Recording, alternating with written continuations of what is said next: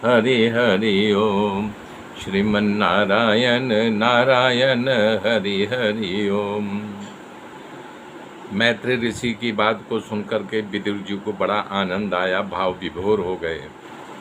तो विदुर जी बार बार मैत्री ऋषि के चरणों में वंदना की।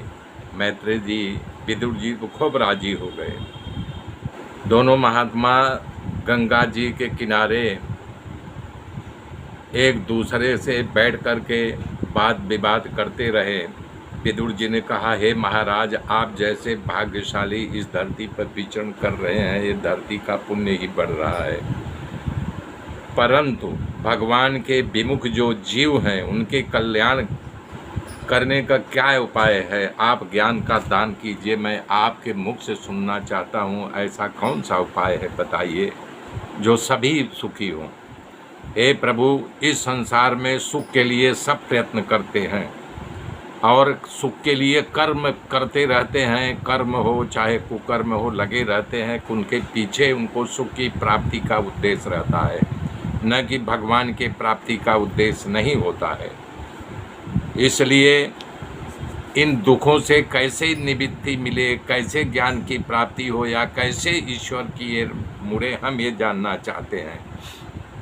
हे साधु शिरोमणि, आप परम शांतिदायक उपदेश करो, जिससे भगवान का भजन करने से भक्तों को ईश्वर, यानी भक्तों के हृदय में ईश्वर आकर के विराजमान है जाए। वो क्या उपाय है? सरल उपाय हमसे कहिए।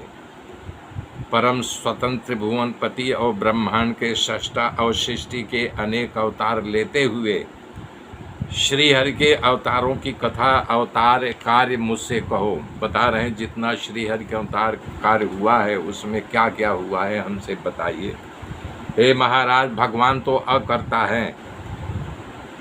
जैसे कल्प के आरंभ में उन्होंने सृष्टि की रचना की थी, ये ब्रह्मांड से लेकर के उन्होंने किस प्रकार बनाया, अपनी वो स्थापना ब्रह्मांड की कैसे की, और उन्हें सर्जा इस संसार में चराचर जीवों का भरण पोषण पालन कैसे करते हैं। नाना प्रकार के जीव हैं, उनका पालन पोषण किस प्रकार से करते हैं, हमको बताइए। ये उन्होंने किस प्रकार बनाया, अपनी वो स्थापना ब्रह्मांड की कैसे की, और उन्हें सर्जा इस संसार में चराचर जीवों का भरण पोषण पालन कैसे करते हैं। नाना प्रकार के जीव हैं, उनका पालन पोषण किस प्रकार से करते हैं, हमको बताइए।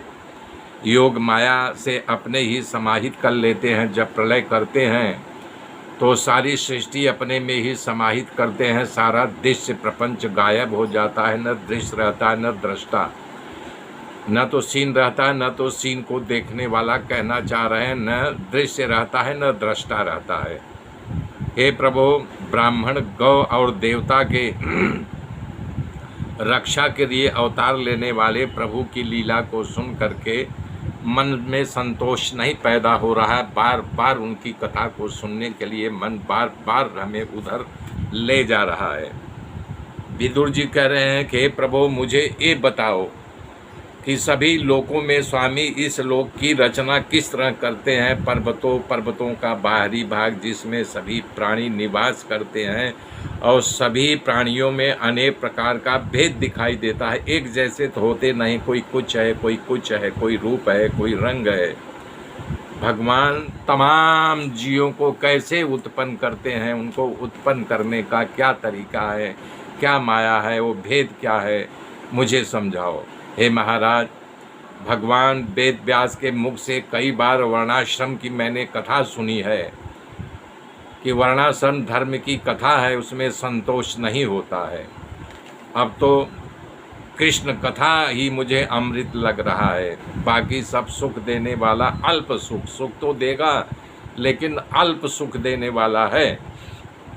व्यास जी ने भगवान के गुणों का गान करने के लिए विशाल ग्रंथ महाभारत की रचना की है, जिसमें अनेक विषयों का वर्णन है। उसमें मनुष्यों की बुद्धि भगवान श्री कृष्ण के तरफ घुमाने का खूब सुंदर वर्णन किया है व्यास जी ने। उस कथा को मैं कई बार सुना हूँ, जिससे हृदय में भगवान के प्रति प्रेम जागता है। और अन्न में मैं रस नहीं लेता हूँ, उसको संसार के विषयों में वैराग्य जागता है। चिरकाल तक सुख देने वाला ऐसी कथा का मैं श्रवण आपसे सुनना चाहता हूँ। हे प्रभु, मुझे उस कथा का वर्णन कीजिए, सुनाइए। आगे की कथा कल जोड़ूंगा। तब तक मेरे मित्रों, जय श्री राम, जय श्री राम।